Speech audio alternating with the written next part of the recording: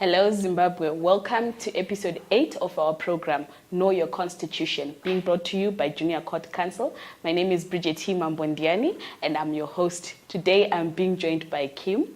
Kim, welcome, and please briefly introduce yourself. Thank you. My name is Kimberly Swanda, and I'm 22 years old. I'm a human rights activist. I'm a student activist, born and raised in Harare. Thank you. So today we are going to be looking at Section 75 of the Constitution, which is our right to education. So from a student's position and a human rights defender position, please interpret your understanding of Section 75 of the Constitution. Okay. So Section 75 of the Constitution basically stipulates that every citizen of Zimbabwe has the right to access basic education, adult education, and even further education. So from my point of view, the government is supposed to allow citizens of Zimbabwe to be able to access this education, and people are supposed to be able to afford to partake in this education being.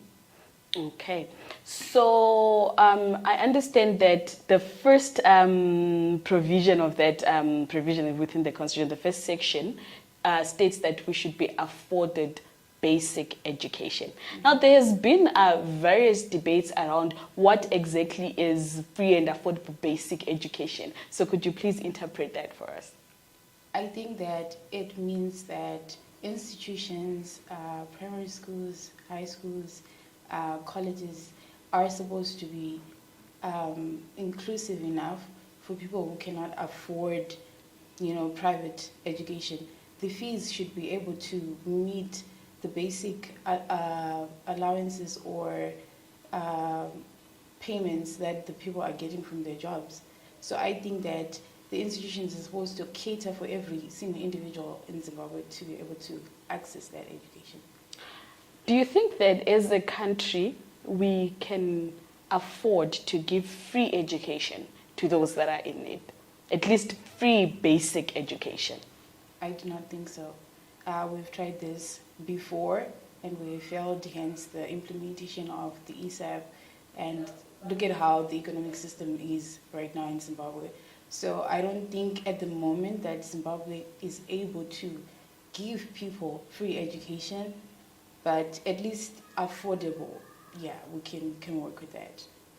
She is emphasizing on the issue that if not free, then let it be affordable, to the general civil servant. Let it be in line with the salaries that they are receiving, right? So moving on, we are now going to look at the quality of the education system in Zimbabwe. I understand that we have got private education, and then we've got the general public education. How would you describe it? Is it okay, or there is need for change? There is need for change, because you find that at government institutions, the classrooms, people can fill it up to 50 students in a classroom. That is not conducive enough, because sometimes you need to have one-on-one with students. So I think private institutions, they cater for that. But also, we have to realize that regardless of what institution you are at, people perhaps, for example, maybe you are raised in Bingade and you are at a government institution, they flourish. If you have the money, the drive, the dream, you can study and be able to go wherever you want to go with your life. So in your opinion, government schools are also offering quality education, but it now depends on one's attitude? Yes. Oh, okay. Interesting. What would be your comment on the whole issue of privatization of education? I understand that sometime in Zimbabwe it was a main topical issue on should education be privatized or it should remain under the government. Mm-hmm. My take on that is that privatization of education, yes, it comes with its advantages. That, for example, at government schools there are no textbooks. But, if education is privatized now, people are able to access all those things. But at the same time, how many people in Zimbabwe can actually afford to partake in private schools? Not a lot. And we could mention the incident that happened at UZ once, where the fees was just out of the roof. And we were protesting against, you know, the privatization of education because a lot of people cannot afford that. So, yeah.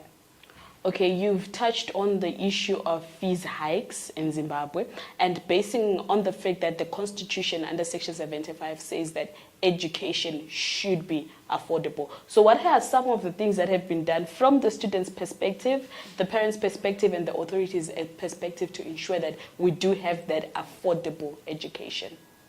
To be blunt, the government has been failing to give us that right for us to access affordable education, because now they are increasing the fees, but citizens in this country cannot afford basic standard of living.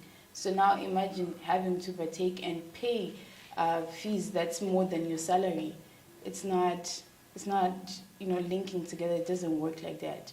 So I think that the government needs to reduce the fees, allow us to participate and access this education, because if they keep increasing these fees, a lot of students have been dropping out, a lot of students have been, you know, partaking in the work-study programs that are happening, but you realize that it's not really benefiting anyone, because now there's, you know, monopolization of labor from the students, and they're not really having time to study or doing anything that's, you know, complementing their reason for being at an institution. Okay. I understand that you are at the University of Zimbabwe, and they recently embarked, which is also nationwide, on the issue of Education 5.0. What would be your comments on that? Education 5.0 has been brutal. It's not, you can't get used to it. Modular learning is killing us. We are barely surviving. I am barely breathing at the moment. So I don't think that it was a wise decision to implement this Education 5.0. I understand that they want us to partake in practicality of what we're learning, but we're not really learning anything, because it's just cram, pass, forget. We're just trying to get to the next level, and it's not really giving us what we're supposed to get. Hence, regardless of the fact that we're now paying this excessive fees, but are we really getting what we're supposed to get in relation to this money that we are paying? Not really. So I understand that the initial reason why it was put in place was to ensure that we are moving, you know, with the rest of the world, to ensure that there is innovation, there is research amongst the students. And that, for me, I would say is a positive thing. But from what I've heard from you, I then say that the procedure of carrying it out, considering the fact that universities are now doing modular learning, it's not quite conducive. And you could also highlight on exactly how does modular learning operate. Okay, so modular learning basically stipulates that we work in blocks. So for a semester, we probably have 4 blocks, and you study 3 weeks, you attend lectures for 3 weeks, and the fourth week you write your exams. So it doesn't give you much time to study for anything. What it forces you to do is just have to cram whatever you learned and be able to, you know, write an exam and pass through it. So if I'm to go for attachment or for a job, you know, job seeking outside after graduating at the University of Zimbabwe, it's going to be very hard for me. Especially if they ask me in interviews, can you tell us, Kim, what did you learn particularly with this module? I would be lying, because I haven't learned anything. A lot of people are complaining in relation to this modular learning that they're not really learning anything, adapting anything to it, except that you work well under pressure. That's all. And the diamonds are made under pressure. Yeah. Okay, so let's also look at the educational structures and infrastructure in Zimbabwe. What would be your comments on that? Because of late you read some newspaper articles whereby we still have students that are learning under the tree, writing on the ground, because there is no that basic infrastructure or resources for them to use. So what would be your comments on that issue? Okay. Instead, okay, I'm not going to attack the government. I'm not going to attack the government, but I'm just going to stipulate that instead of taxing people and building the Nehanda there in town with those finances, they should be building infrastructure in order for people to access basic education. Because you see in other schools like in Rua there, for example, there's this school, Terence Sohadi. They can't even teach sciences because they do not have portable science laboratory, which is a problem in Zimbabwe because this is the 21st century, and as we are trying to adapt to the changing fortunes of time and doing what the rest of the world is doing, Zimbabwe is failing to do that. So I think the government should be focusing on fixing that instead of doing things that are not really contributing anything to the economy or to the citizens of Zimbabwe. Okay. Now that you've touched on the issues of tax, the issues of economy, I understand recently we had the national budget by Mtholi Ncube. As a young student, what would be your comments on that, also in line with the education system in Zimbabwe? I'm very bitter in relation. I'm very bitter in relation to this budget, because you see now they are forcing us to partake in something that we can't partake in. Zimbabwe is barely surviving. Zimbabwe is barely standing on its own. So now nuking the people drive, the little resources that they're getting, isn't really going to get us anywhere. So you see now by increasing the money that we're supposed to pay at toll gates or at fuel stations or what, it means that everything now is going to have hikes. Fees is just going to be out of the roof, and people are not going to be able to access any education. They're not going to be able to access basic standard of living. For already, we cannot afford that, because people understand that they are merely accessing money to pay rent or to buy food, but it's not really catering for the education system of their children. So most of Zimbabweans are hustlers, so regardless of you being at work, you're not hustling for fees and whatnot. And now this budget now is going to be a burden for every citizen in Zimbabwe. So. Okay, so summarily, what would be your comments on the whole education sector in Zimbabwe, in line with the provisions and the rights that were being afforded under Section 75 of the Constitution? Okay, I understand the Constitution says that every individual has the right to establish an institution, and we have seen a lot of institutions being established in Zimbabwe, and we applaud the government for that. But we also need to take note of the subsection 1, which stipulates every individual needs to access basic education. The government really needs to look at that viewpoint, allow us to go to school, allow us to access this education, because without that, there really is no Zimbabwe. Now you find that students are now going to India, where education seems cheaper and whatnot. But here, this is our country. We need to be able to learn here, live here, and develop Zimbabwe.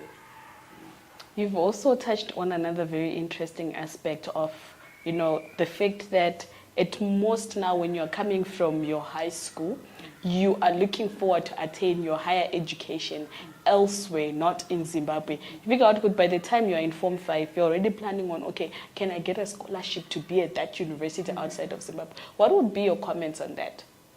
I would say it's a primary or a little brain drain, because already now we are losing the masterminds in Zimbabwe. For example, I recently saw that there's this gentleman in South Africa. He's Zimbabwean, but he's staying in South Africa. He recently developed a car that is fueled by radio frequencies.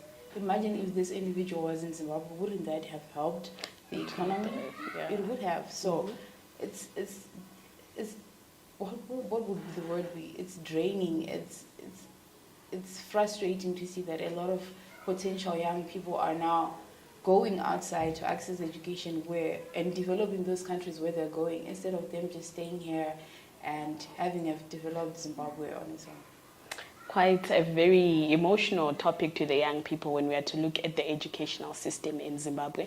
Now, Kim, any last remarks? The government needs to work on itself. The government needs to help citizens of Zimbabwe to access basic education. And I would like to say that we have seen that, yes, it has allowed individuals to access basic education. For example, in rural areas, it's not really you pay cash up front. You're allowed to bring livestock, you're allowed to bring cattle, guards as payment for fees. But in institutions now in Harare, it's not as easy as it is in rural areas. So the government needs to really allow us to access our rights and our basic education.